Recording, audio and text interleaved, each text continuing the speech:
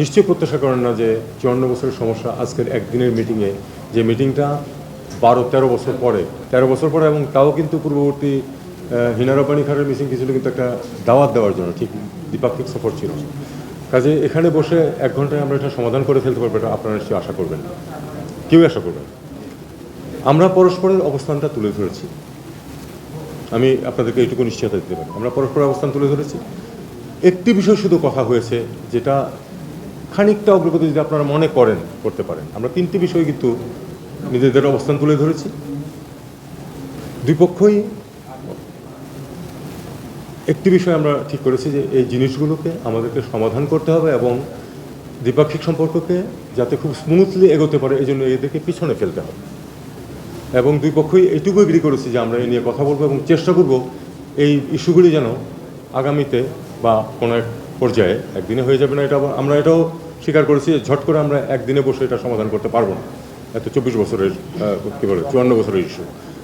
আমরা একমত হয়েছি যে আমরা এটা নিয়ে কথা বলবো আলাদাভাবে, এমনভাবে যাতে করে এই জিনিসগুলিকে আমরা পেছনে ফেলতে পারি।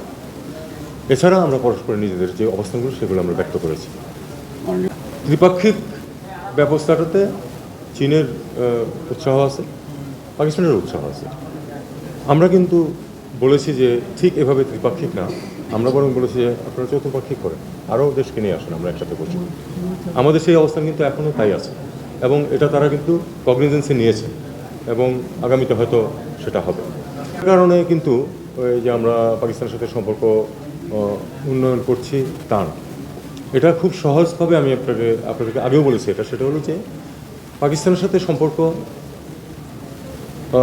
গত সরকারের আমলে ইচ্ছাকৃতভাবে কিন্তু এটাকে পিছিয়ে রাখা হয়েছে। বসুন্ধরা টিস্যু, অশুদ্ধতার বিরুদ্ধে এক বিন্দুও ছাড় নয়। আমি আপনাদেরকে আগেও বলেছি, এখন আবার বলছি, আমরা একটি স্বাভাবিক সম্পর্ক চাই পাকিস্তানের সাথে, যেমন আমরা অন্যান্য বন্ধু দেশের সাথে চাই, ঠিক সেরকমই, এর চেয়ে বেশি কিছু না। এবং সেটা বেশি কিছু না মানে কি, যে আমাদের তো সবগুলি দিকেই, ব্যবসা বাণিজ্য থেকে শুরু করে সব দিকেই কথাবার্তা বলতে হবে। সেই হিসাবে সম্পর্কটা এগোচ্ছে, এটা ত্রিপাক্ষিক আলোচনার কারণে আগাচ্ছে অথবা সেটার কারণে এটা এগিয়ে যাচ্ছে, সেটা কিন্তু মোটেই বিষয় না। ইস্যুতে দুই দেশের তাদের নিজেদের অবস্থানটাই পুনর্ব্যক্ত করেছে, আপনি এটা বলতে পারেন না। কারণ আমরা বলেছি, আমি কি বলেছি, don't put your words in my mouth. সেটা হলো যে আমি বলেছি যে আমরা নিজ নিজ অবস্থান ব্যক্ত করেছি।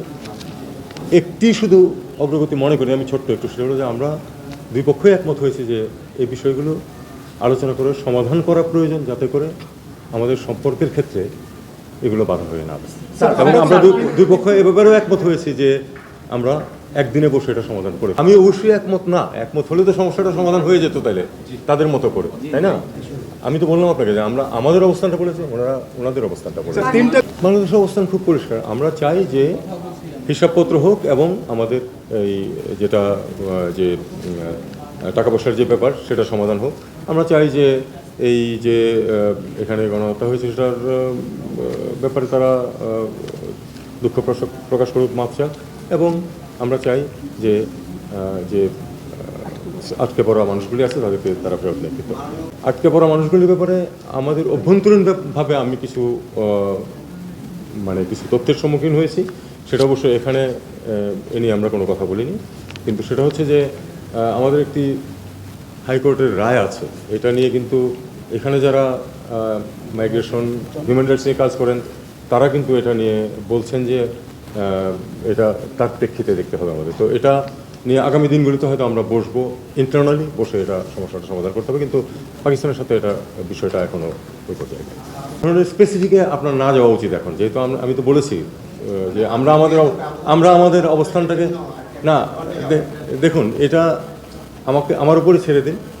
আমি এটুকু বিশ্বাস করেন যে আমি বাংলাদেশের অবস্থান খুব শক্তভাবে ব্যক্ত করেছি।